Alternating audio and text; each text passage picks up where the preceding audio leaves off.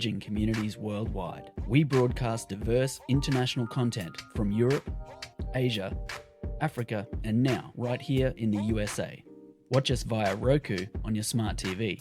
Submit your own content to 1530entertainmentllc@gmail.com. Download the Millennium TV app from the App Store to stream our shows anywhere, anytime. Millennium TV.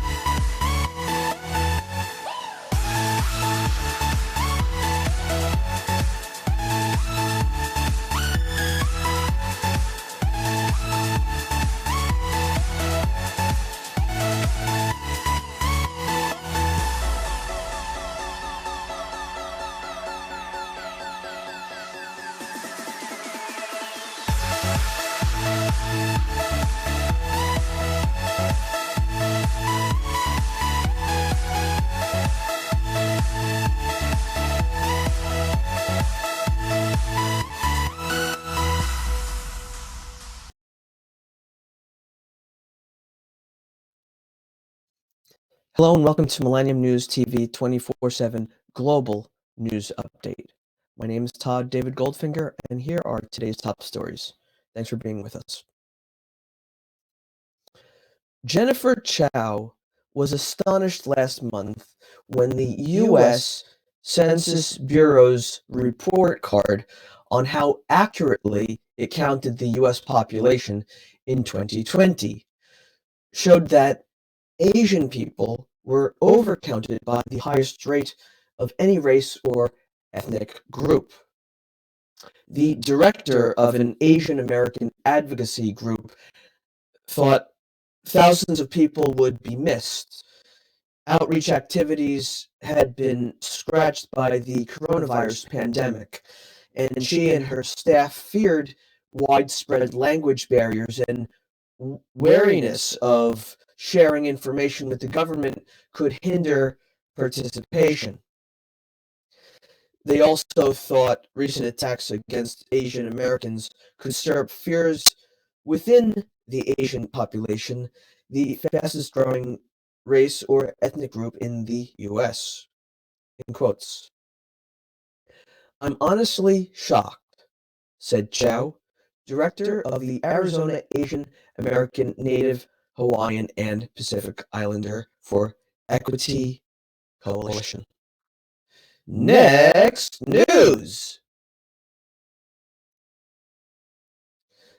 Amid several bills introduced in Tennessee that have attracted national attention this year, none has sparked as much alarm among both Republicans and Democrats as a proposal that would create a new marriage contract specifically designed to exclude same-sex couples. Supporters argue the measure is needed to give religious officials, couples, and others opposed to gay marriage an option that wouldn't conflict with their beliefs. Critics say it's a deliberate effort to circumvent the Supreme Court's 2015 ruling legalizing gay marriage and could lead to costly legal battles. Many have noted that the bill initially failed to include a minimum age, an omission that has opened the door to widespread mockery. Some worry the move helped reinforce stereotypes regarding Tennessee as backwards. The bill's Republican sponsors have downplayed concerns that the age omission would result in a wave of child marriages, but they've since introduced an amendment that would incorporate an age requirement of 18 years or older. Next news. Police are searching for at least one armed suspect in connection with the killing of the owner of a gun range in Georgia and his wife and grandson, authorities said Saturday. The Grantville Police Department said via Facebook that the robbery occurred Friday evening. When officers arrived at the scene around 8 p.m., they discovered the bodies of the owner of Lock, Stock, and Barrel shooting range, along with his wife and grandson. According to WSB-TV, Grantville police identified the victims as the gun range owner, Thomas Hawk, 75 years young, his wife, Evelyn, 75, and their grandson, Luke, 17 years old. Police Chief Steve Whitlock said the Hawk family was well known and well respected in their small, tight-knit community. The Hawks had operated Lock, Stock, and Barrel for nearly 30 years. Their grandson was on spring break helping his grandparents at the shop. Next news! When Ted Bunn won a surprise endorsement from former President Donald Trump last year, he was a little-known congressman running for a Senate seat in North Carolina against some of the state's most recognizable Republicans, including former governor. As he enters the final stretch before the state's May 17th primary, Bud is again hoping for a boost, banking on the power of Trump's endorsement to put him on the top of the field that includes a dozen other Republicans. In quotes, "We feel we've got strong momentum," end quotes, Bud told the Associated Press. In quotes, "Whether it's grassroots, trend lines in polling, or fundraising, we think we're in a very good place." End quotes.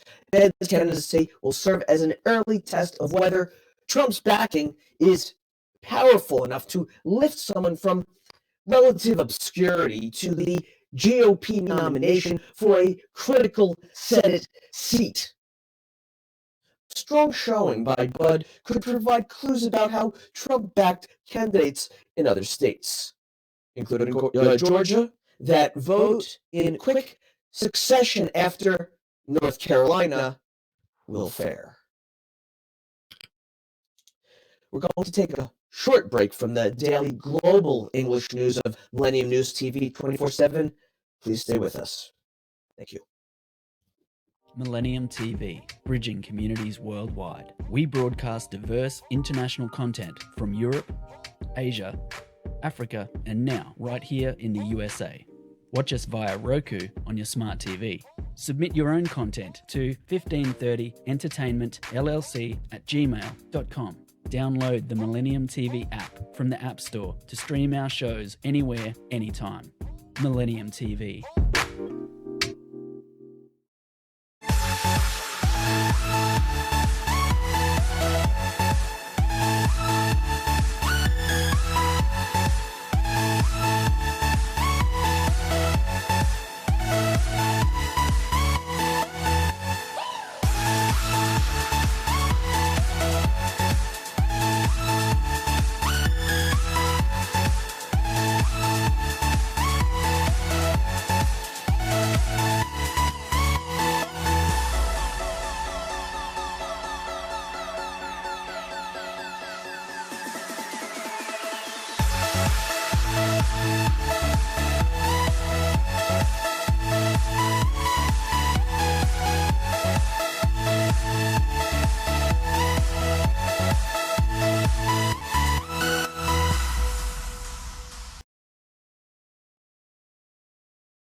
Hello and welcome back to Millennium News TV 24/7 Global News Update.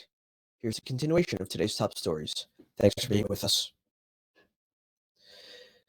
After striking post-invasion setbacks, Russia has appointed a new Ukraine war commander, a U.S. official said Sunday, Russia has turned to General Alexander Dvornikov, 60 years old, one of Russia's most experienced military officers, and according to U.S. officials, a general with a record of brutality against civilians in Syria and other war theaters. The senior official who identified the new commander was not authorized to be identified and spoke on condition of anonymity. But the White House National Security Advisor, Jake Sullivan, said, in quotes, "No appointment of any general can erase the fact that Russia has already faced a strategic failure in Ukraine," end quotes. In quotes as well. "This general will just be another author of crimes and brutality against Ukrainian civilians," end quotes. Sullivan told CNN's State of the Union, also said, and the United States, he said, before is determined to do all that we can do to support Ukrainians as they resist the forces that is being commanded by the Russian forces. Next news. Former President Donald Trump endorsed Mehmet Oz in Pennsylvania's crowded Republican Senate primary, ending months of jockeying for his support. In a statement Saturday evening, Trump said his decision was, in quotes, all about winning elections, as he formally backed the celebrity heart surgeon, best known as the host of daytime TV's The Dr. Oz Show. The great Commonwealth of Pennsylvania has a tremendous opportunity to save America by electing the brilliant and well-known Dr. Mehmet Oz for the United States Senate, end quotes, Trump said, in part. Later at a rally in North Carolina, he said,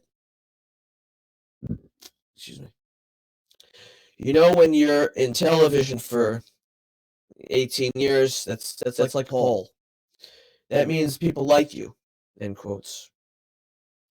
Oz had been competing for Trump's endorsement in the May 17th primary against the former hedge fund CEO David McCormick, whose wife, Dina Powell, served in Trump's administration. The two had gone to extensive lengths to win over the former president, who remains deeply popular with the Republican base and has been wooed by candidates in primary races across the country. Next news. Republican Bill McSwain pledges to be a pro-energy governor by turning on the spigot of natural gas. Another hopeful, Dave White, says he wants Pennsylvania to be the energy capital of the world. A third candidate, Lou Barletta, says having a glut of natural gas in the ground without a pipeline is like being in college and having a keg of beer without a tap. End quotes. In Pennsylvania, the number 2 natural gas producer after Texas, the importance of the industry is emerging as a top issue among Republican contenders for governor before the state's May 17th primary. The issue has taken on new urgency in the aftermath of Russia's invasion of Ukraine, which has revived the debate over how to enhance domestic energy production and spurred a pledge from President Joe Biden to increase liquefied natural gas exports to Europe to undercut Russia's leverage there. Excuse me. Next news. Colorado Republicans on Saturday voted to place on their U.S. Senate primary ballot a state representative who attended the January 6th rally that preceded the attack on the U.S. Capitol. and is a supporter of former President Donald J. Trump's lies about the 2020 presidential election. The gathering is a key step toward garnering the party's nomination to face Democratic Senator Michael Bennet in November. State Representative Ron Hanks was the lead choice of 3,700 delegates to the state GOP's assembly, winning 39% of the vote. His only GOP rival in the June 28th Republican Senate primary will be businessman Joe O'Dea, who chose to circulate petitions to get on the ballot rather than go through the assembly. In quotes, "I fully expected Donald Trump to win in 2020, and he did," end quotes. Hanks, who has made the election his central issue, said to resounding cheers from the crowd at an arena in Colorado Springs, in quotes, "When we saw what we saw on election night in 2020, it changed everything, just like the changes we felt after 9/11. End quote. We're going to take a short break from the daily global English news of Millennium News TV 24/7. Please stay with us.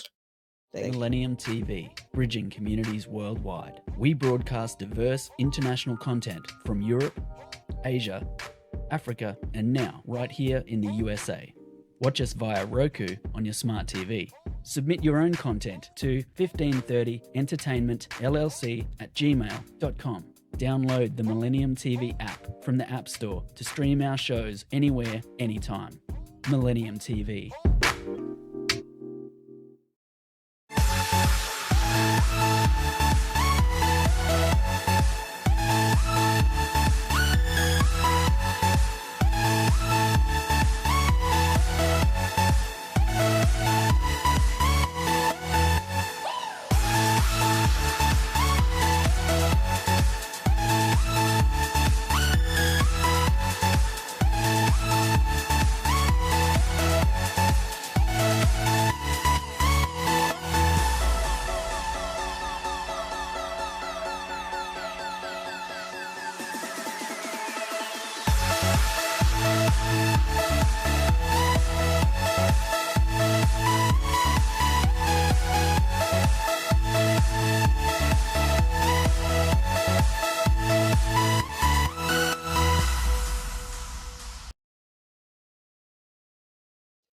Hello and welcome back to Millennium News TV 24's Global News Update. Here's a continuation of today's top stories. Thanks for being with us. French voters headed to polling stations nationwide Sunday for the first round of the country's presidential election, one that seemed for months like a shoo-in for French President Emmanuel Macron, but is now a toss-up amid a strong challenge from the far-right's Marine Le Pen. Macron, a centrist, is asking France's 48 million voters for a second 5-year term. But there are 11 other candidates and widespread voter apathy standing in his way. Many French also blame Macron for not doing enough to help them cope with the soaring costs of food, fuel, and heating, or say he has ignored domestic concerns amid his focus on the war in Ukraine. Excuse me. Excuse me, sorry. With war raging on the European Union's eastern border, this French presidential election has significant international implications, including the potential to reshape France's post-war identity and indicate whether European populism is on the ascendant or in the decline. Thank you. Next news. The ouster of Prime Minister Imran Khan, in a parliamentary no-confidence vote early Sunday, set Pakistan on an uncertain political path, with Khan calling on supporters to take to the streets in protest and the political opposition preparing to install his replacement. Khan was brought down after a day of drama and often vitriolic remarks. His supporters accused Washington of orchestrating his ouster, and his party walked out of parliament shortly before the vote. In the end, 174 lawmakers in the 342-seat parliament voted to depose him, two more than the required simple majority. Khan's successor is to be elected and sworn in by the parliament on Monday. The leading contender is Shahbaz Sharif, a brother of disgraced former Prime Minister Nawaz Sharif. Shahbaz Sharif heads the largest party in a diverse alliance of opposition factions that span the spectrum from the left to radically religious. Khan's nominee for prime minister will be his foreign minister, Shah Mahmood Qureshi. Next news. Palestinians set fire to a West Bank shrine revered by Jewish people as Israeli forces operated in the occupied territory following a spate of recent Palestinian attacks in Israel. The Israeli military said Sunday.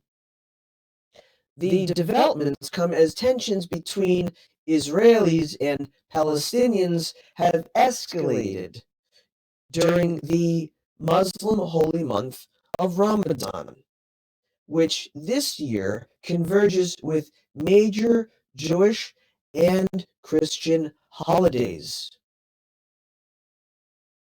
Protests and tensions around the holiday last year boiled over into the 11-day Gaza war. Military spokesman Brig General Ran Kochav told Israeli Army radio that some 100 Palestinians marched toward the site late Saturday, rioted, and set it ablaze before they were dispersed by Palestinian security forces. Images on social media showed parts of the tomb inside the shrine smashed and charred. Next news.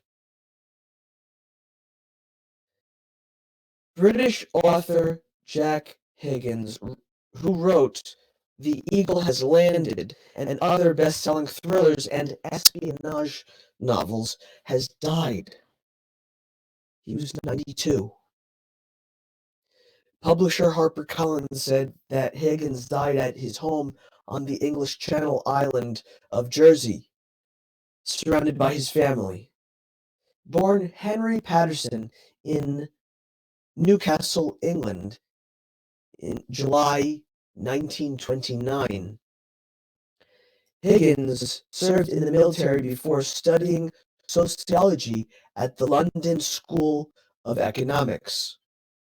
He became a teacher in the northern city of Leeds and a writer in his spare time, with novels that sold modestly starting in the late 1950s. That changed with the 1975 publication of The Eagle Has Landed, about a fictional World War II plot excuse me, to kidnap British Prime Minister Winston Churchill. In a 2010 interview with The Guardian, Higgins recounted a pivotal call from his accountant. We're going to take a short break from the daily global English news of Millennium News TV 24/7. Please stay with us. Thank you. Millennium TV, bridging communities worldwide. We broadcast diverse international content from Europe, Asia, Africa, and now right here in the USA.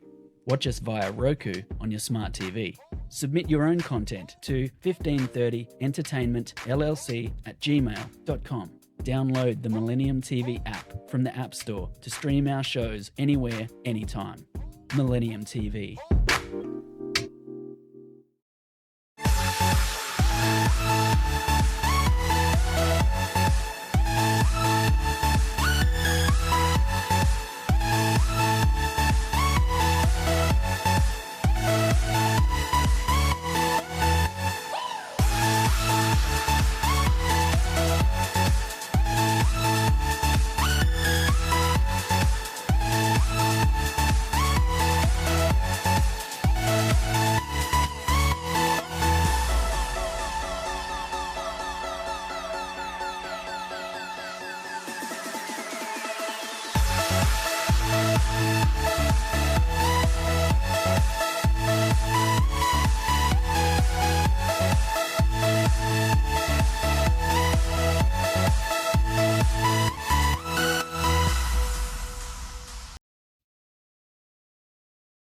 Hello and welcome back to Millennium News TV 24/7 Global News Update. Here's the continuation of today's top stories. Thank you for being with us. Jennifer Lopez has an engagement ring on her finger, and Ben Affleck may be the one who put it there. In quotes. So, I have a really exciting and special story to share. End quotes. A giggling Lopez said in a video posted Friday on her Twitter feed. She said more could be found on her website for her inner circle on the jlo.com, which requires visitors to sign up. A video posted there showed an emotional Lopez gazing at the left-hand ring, which held a large green gem that matched her tank top. Lopez's representatives declined to confirm an engagement, directing inquiries to the actor-singer's online post. A representative for Affleck didn't respond to a request for comment Saturday. Lopez and Affleck rekindled their romance 17 years after they broke off their engagement in 2004. That's 2004. The pair, who met making the 2003 movie Gilly, had moved on to other marriages and divorce before going public with their reunion last year. Next news. Tiger Woods has teed off in his final round of this year's Masters, wearing his traditional Sunday red. Woods started the day 7 over the tournament and obviously not in contention.